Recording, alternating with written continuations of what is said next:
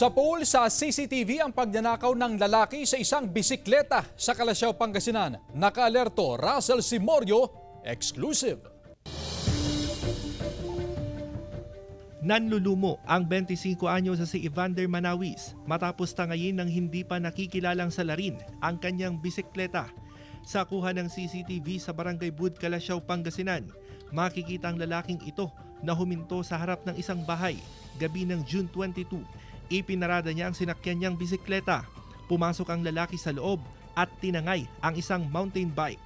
Ang bisikletang una niyang ginamit, iniwan niya kapalit ng ninakaw. Nakakapanghinayang po kasi yung sentimental value din po nun.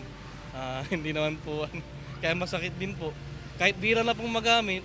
Kwento ni Evander, iniwan niya raw saglit ang bisikleta sa harap ng bahay ng kaibigan para maglaro ng basketball.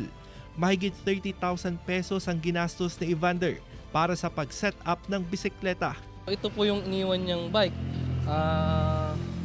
Hindi po namin sure kung nakaw niya lang din po o sa kanya. Pero possible hindi po sa kanya to kasi ang bilis niya lang iwanan eh. Siyempre hindi naman niya to basta-basta iwan kung sa kanya. Nagpapatulong ngayon si Evander sa Barangay Council para mabawi ang bike. Gagawin natin ang paraan para may balik yung bisikleta nung kababayan ko. Hanapin natin yun, sir. Opo, makikipag-unayan po tayo sa Barangay Kabilukaan. Nakatakdang dumulog ang biktima sa PNP para sa ikadadakip ng suspect. Kasama si Daryl Peralta, Russell Simorio, One North Central Luzon,